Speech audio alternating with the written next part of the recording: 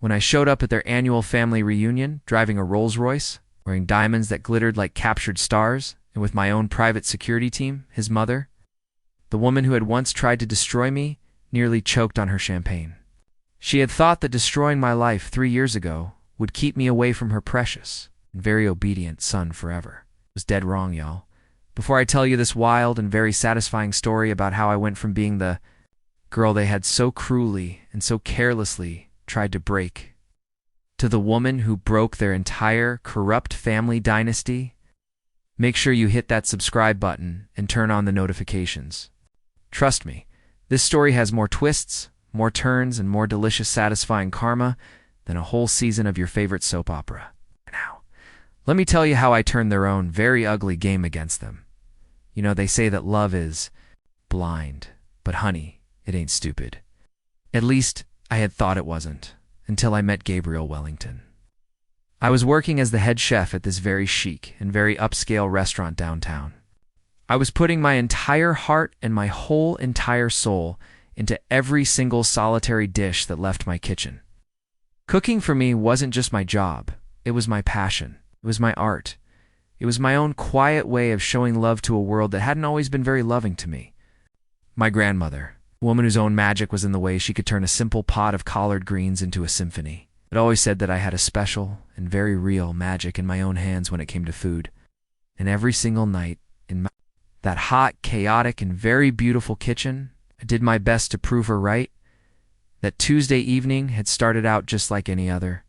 The dinner rush was in full glorious swing, and I was orchestrating my kitchen, my team, like a symphony conductor at Carnegie Hall. And then, our head waiter, a sweet and very dramatic young man named Leo, came rushing back, his own eyes wide with a genuine and very real excitement.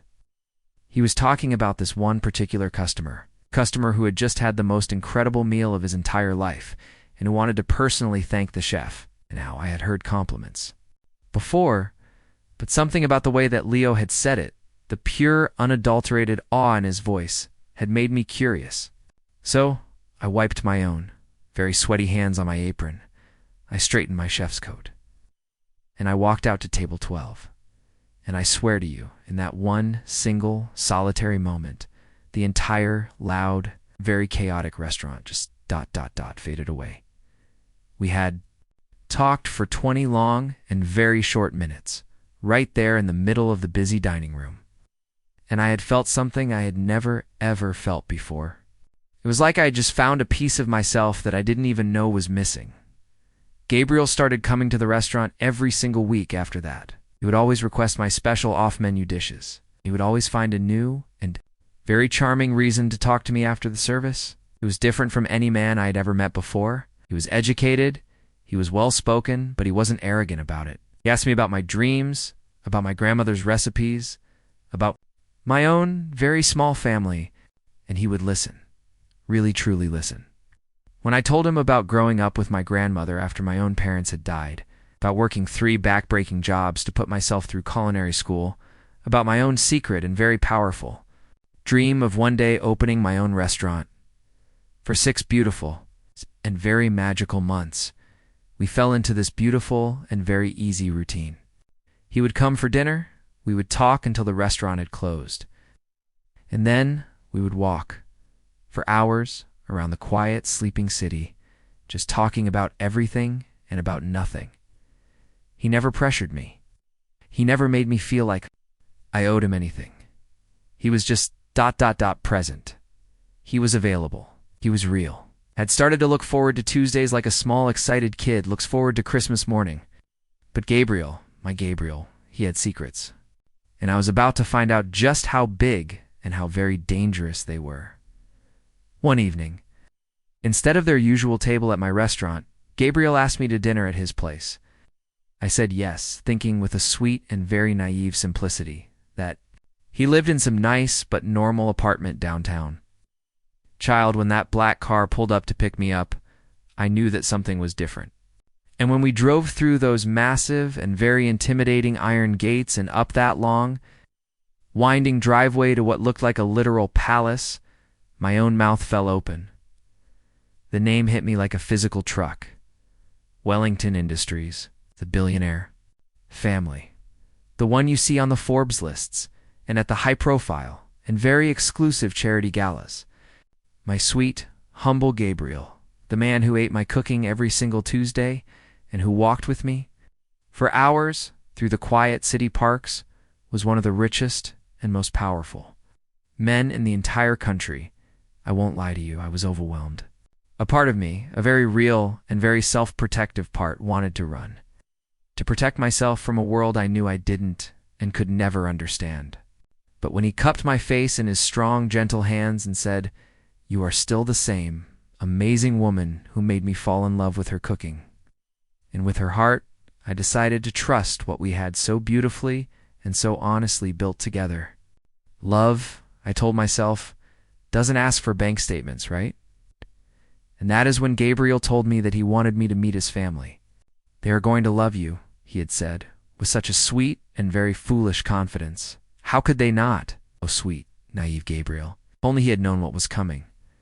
The Wellington estate was even more intimidating in the bright, unforgiving light of day. As we walked up those massive marble steps to the front door, I held Gabriel's hand tight and reminded myself, over and over again, like a mantra, that I belonged here because he wanted me to be here. The butler, and yes, they actually really had a butler, led us into a grand and very cold dining room, with a table that was so long you could probably have landed a small plane on it. Then she walked in, Beatrice Wellington, Gabriel's mother. Picture the most elegant and most beautiful woman you have ever seen, and then multiply that by 10. And then add a thick, impenetrable layer of an ice so cold it could freeze hell over. She glided into that room wearing a simple string of pearls that probably cost more than my entire and very hard-won life. Her silver hair was perfectly and very severely styled, and her sharp, intelligent blue eyes scanned me from head to toe as if I were something unpleasant and very unwelcome. She had just found on the bottom of her expensive designer shoe, Gabriel, to his credit, immediately corrected her. "She is a chef, mother," he said. "Aaliyah is a very talented and very successful chef, but the damage was already done. I could see it in her eyes. I was not a person to her, so I was a problem that she intended to solve. But the worst the part that was a slow and very real twisting of the knife in my own very open heart, wasn't Beatrice's cold and very obvious hostility. It was watching Gabriel, the confident, loving man I knew, slowly and almost imperceptibly begin to shrink throughout the long and very agonizing evening. He started to apologize for things that didn't need apologies. He started to speak differently, his own beautiful and very real voice, now a quiet and very formal imitation of his father's. He started to become someone I didn't even recognize. By the time we left that cold and very beautiful mansion, I felt as if I had just been in a war zone, and I wasn't sure that we had both made it out alive. Gabriel sensed something was wrong. During the car ride home from that first disastrous family dinner, they just need time to get to know you," he had kept saying, the words a weak, unconvincing mantra. "My mother, she can be protective. Protective. That's what he had called it. I had called it something else entirely. I had kept my mouth shut because I loved him, because I so desperately and so foolishly wanted to believe that our love could conquer anything. Boy, was I wrong. Over the next few months, Beatrice Wellington, a woman who had once run a multi-billion-dollar empire, launched a new and very personal campaign. A campaign against me, and she waged it with the same brilliant and very ruthless precision that would have impressed a 5-star military general. It started small.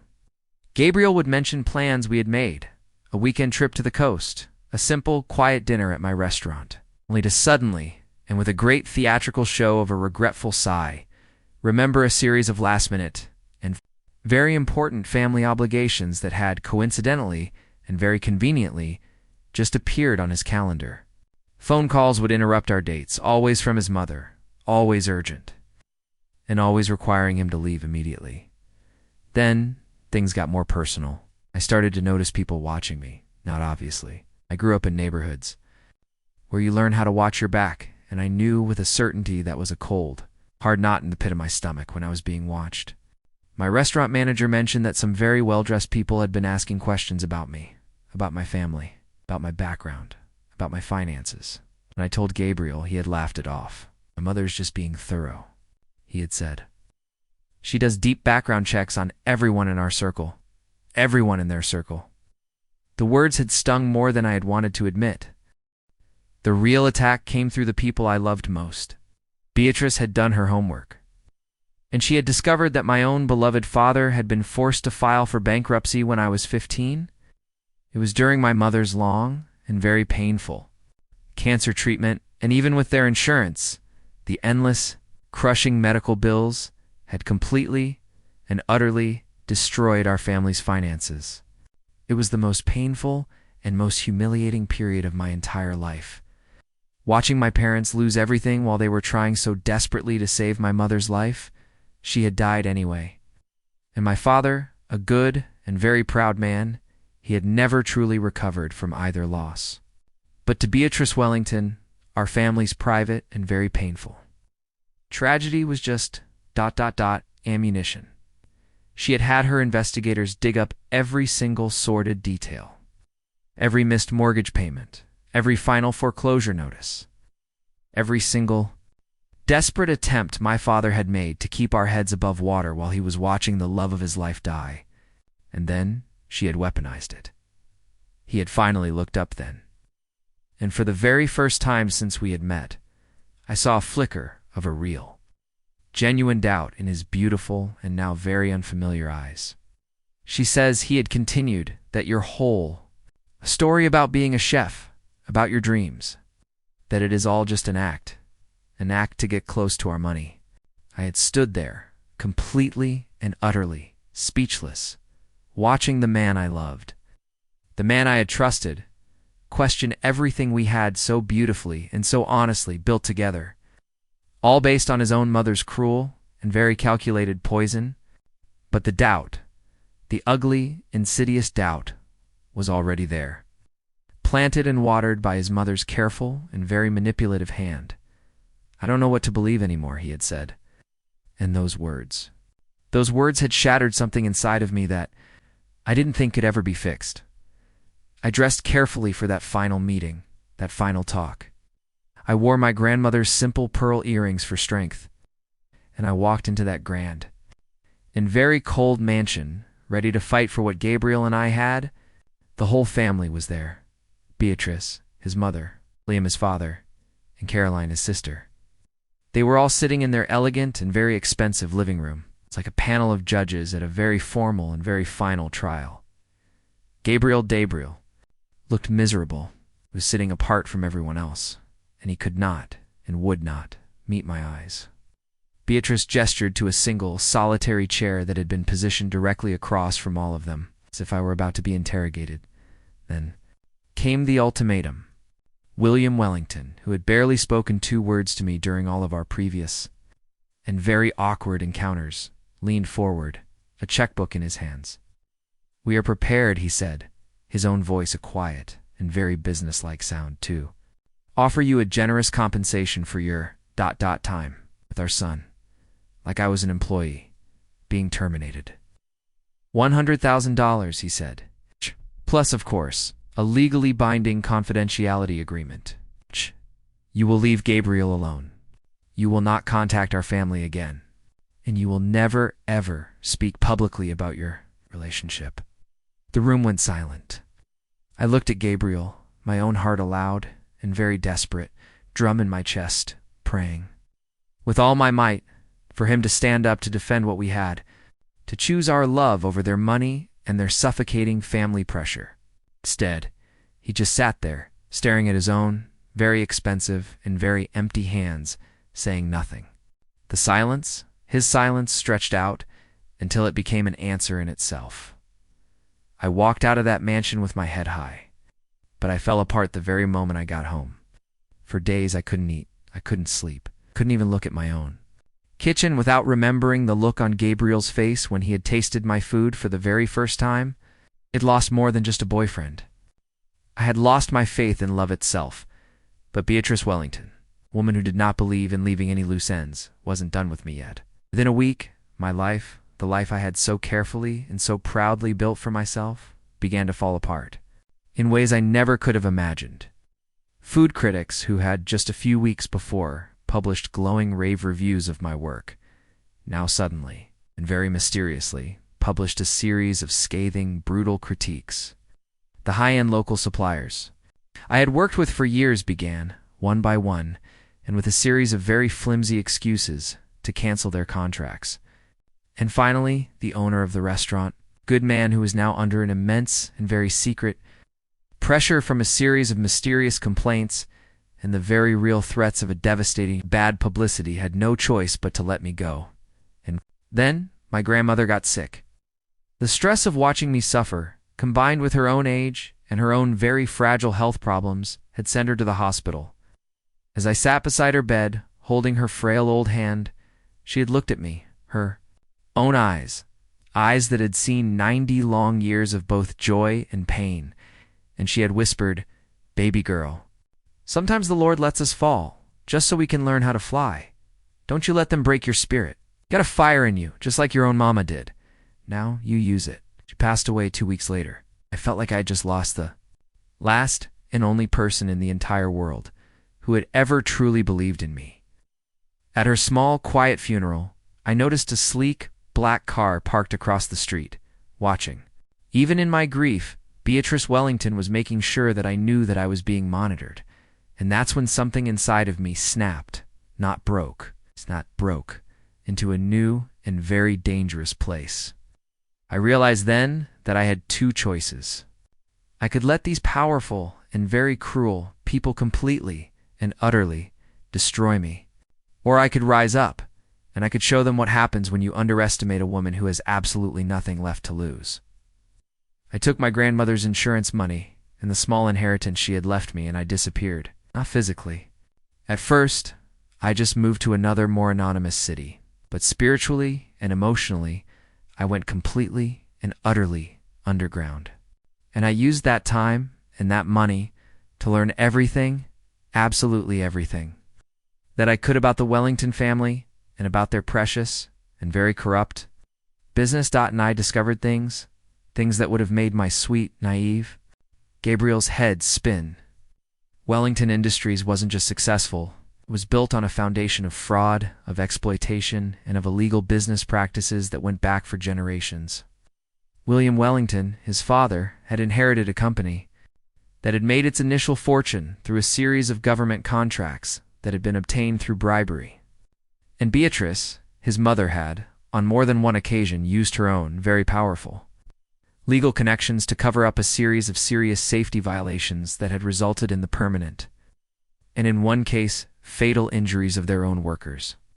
They had destroyed small, family-owned businesses, they had manipulated stock prices, and they had used their immense and very unchecked influence to silence anyone who had ever tried to expose them.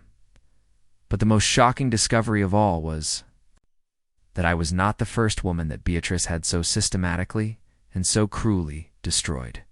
Over the years, she had systematically ruined the lives of any and every woman who had ever gotten too close to her precious Gabriel, any woman who had ever posed a threat to her own very absolute control over the family's social standing. There was Jennifer, a brilliant young teacher who had dated Gabriel in college, and who was now, after her own very promising career had been mysteriously and very publicly sabotaged, working at a gas station. There was Angela, a sharp and very successful lawyer who had gotten engaged to Gabriel 5 years ago, and who was now, after being so publicly and so brutally humiliated and professionally blacklisted, struggling with a series of deep and very real mental health issues. I found all of them. And slowly, carefully, I began to build a new and very different kind of network. A network of women who had all been wronged by the Wellington family. We shared our information, we shared our resources. Most importantly, we shared our evidence. And while I was building my case, I was also building myself back up. My reputation in this new city grew faster than I could have ever imagined. And within 18 short months, I was catering for celebrities, for politicians, for the very same business moguls who had once sat at the Wellingtons' own very corrupt table. I was making more money than I had ever dreamed of. But more importantly, I was building new and very powerful connections with people who had their own. It's very private and very real. It's reasons to dislike the Wellington family. The final breakthrough came when I was catering a private and very exclusive dinner for a powerful and very respected federal judge, a man who was, as it turned out, in the middle of a long and very frustrating investigation into a series of high-level corporate fraud cases. During the event, he had mentioned his own, very professional, frustration with powerful old money families just like the Wellingtons. who always, and for some reason, seemed to be completely and utterly untouchable. I didn't say anything that night. But the next day, I made a phone call that would, in the end, change everything. The FBI raid on Wellington Industries happened on a Tuesday morning, exactly 3 years after Gabriel and I had had our very first and very magical conversation at my restaurant. I watched the live and very satisfying news coverage from my beautiful, sun-drenched apartment, seeing the federal agents carrying out boxes and boxes of evidence from their corporate headquarters, while the reporters in a frantic and very excited frenzy speculated about the nature and the scope of the charges. But I wasn't done yet. The legal case, I knew, would take time. And I wanted them, all of them, to understand exactly who was behind their final and very public downfall. So I planned something that would shake them to their very core. The Wellington family held a grand and very exclusive annual charity gala every single summer at their own magnificent estate. It was their one great chance to show off their immense wealth and their very powerful social status, all while pretending to care about the very same charitable causes they had never, in their entire and very privileged lives, truly supported. This year, I bought a table at their auction. I arrived in a car that cost more than most people's houses, wearing a dress that had been featured in the pages of fashion magazines, and with diamonds around my neck that caught the light like a thousand tiny, brilliant stars. But the most important and most powerful thing that I wore that night was my confidence. The kind of a quiet, unshakable confidence that comes from knowing exactly who you are and what you are capable of. The reaction when I walked into that grand, glittering ballroom was everything and more that I had hoped for. Conversations stopped. People stared. And when Beatrice Wellington saw me, her champagne glass, which she had been holding with such a practiced and very elegant grace, actually trembled in her hand. I didn't hide in the corner. I worked that room like I owned it, which in a way I now did. I talked to their oldest and most powerful friends about my new and very successful catering business. I discussed new and very promising investment opportunities with their most important business partners. I made it abundantly and very quietly clear that I was not the broken, pathetic woman they had so cruelly and so carelessly tried to destroy. I was something else entirely. I was something much, much more dangerous. When Gabriel saw me, he literally stopped walking and stared, his own face a mask of a profound and very real confusion. I could see the questions in his eyes, the deep and very painful regret he was now, and very publicly, trying to hide. But I didn't go to him. I let him come to me. I smiled, the same cool, elegant smile that his own mother had used on me all those years ago. "I'm here for the auction, Gabriel," I said. "I heard there might be some very interesting and very valuable properties available soon." Before he could even begin to ask what I meant, the evening's main and very dramatic entertainment began. The auctioneer, a man with a booming and very theatrical voice, announced that due to some recent and very unfortunate legal complications, the Wellington family was now being forced to liquidate several of their most valuable assets, including the very estate we were all standing in. I raised my paddle, and I began to bid on everything. It's a priceless and very gaudy art collection, the fleet of vintage and very expensive cars, and finally, the house itself. It's a very same magnificent mansion where I had been so cruelly, so publicly, and so completely humiliated and dismissed. The very same beautiful home where I had been told, with such a quiet and very final cruelty, that I was not and would never be good enough for their son. When my final and very victorious bid was accepted, and I, Aaliyah, the once poor, and now very powerful chef, became the new and very proud owner of the Wellington family estate, the silence in that room was deafening. Beatrice looked as if she were about to faint. William's face had gone a ghostly and very pathetic white, and Gabriel ... Gabriel just stared at me as if he were seeing a ghost. I stood up, accepted the polite and now very awestruck congratulations of the auctioneer, and then I did something that felt better, so much better than any simple and very petty revenge I could have ever planned. I announced that the Wellington family estate would, from that day forward, be converted into a transitional housing facility, a place of a real and very beautiful healing. For women who were escaping abusive relationships, and for those who had been economically displaced by a corporate and very ugly greed. Some of us, I said, looking directly at Beatrice, know what it is like to be torn down by people who think that they are better than us. In this house, I finished, my own voice a quiet and very powerful promise, will now be a place where those women can rebuild their lives and remember their own very real worth. The applause that followed was genuine and very warm, completely different from the polite and very empty clapping that had greeted the Wellington family's speeches earlier in the evening. As I was leaving, Gabriel caught up with me in the parking lot. "Aaliyah, please," he said. "Can we talk? I know I made mistakes, but I never stopped thinking about you. When I found out what my mother had really done, how she had manipulated everything, ... I turned to face him.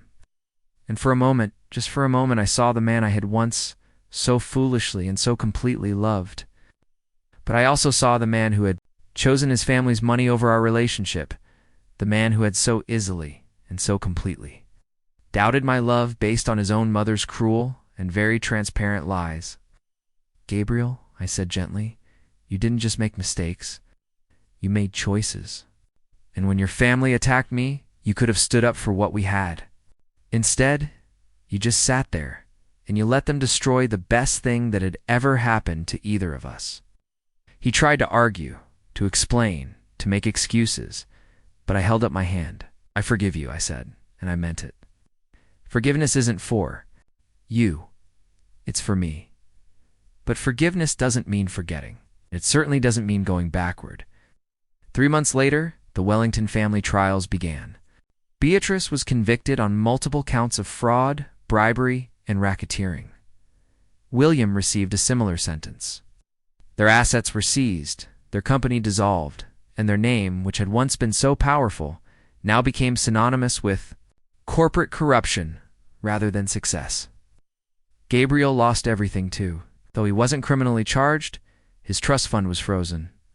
His social status disappeared overnight, and he had to learn how to live in the real world for the very first time in his privilege and very protected life. As for me, I kept my promise about the estate.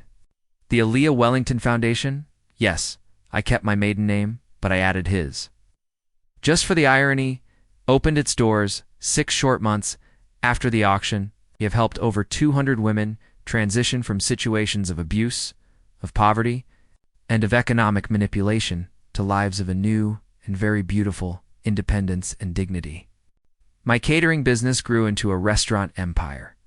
I now own 5 very successful restaurants across 3 different cities, each one employing women who need second chances and serving food that celebrates the rich cultural diversity that Beatrice Wellington had spent so much of her energy trying to suppress. Sometimes people ask me if I think I went too far, if I should have just moved on and let karma handle the Wellington family.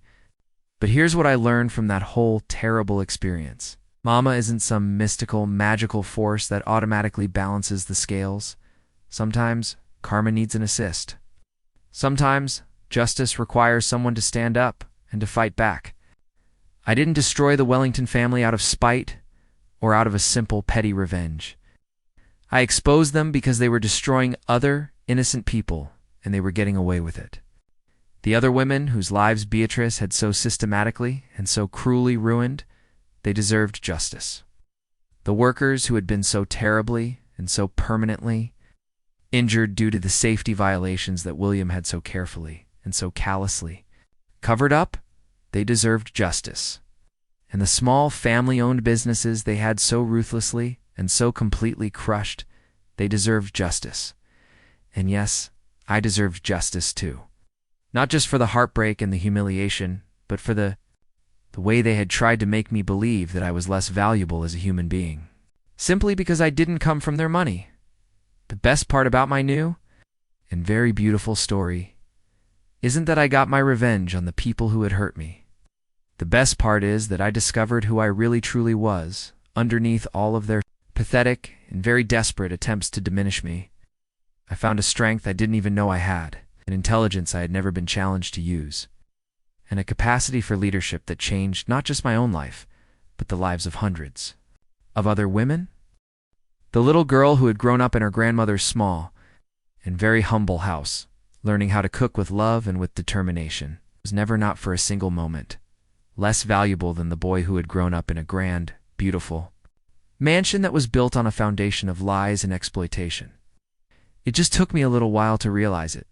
And now, every single morning, when I wake up in my own beautiful home, a home that I have bought and paid for with the money that I have earned through my own, it's a very real talent and my own very hard work, I remember my grandmother's words. "You got a fire in you, baby girl," she had said. "Now you use it." I used it. Honey, it lit up the whole entire world. And that's how the girl they had tried to destroy became the woman who destroyed their legacy. Sometimes karma needs a little help. And honey, I was happy to be karma's assistant. If this story moved you, hit that like button, subscribe for more stories of justice and of triumph. And tell me in the comments, do you think I went too far or not far enough? And remember, never, ever let anyone make you feel small just because they think that they are big. Keep your head up. I will see you in the next one.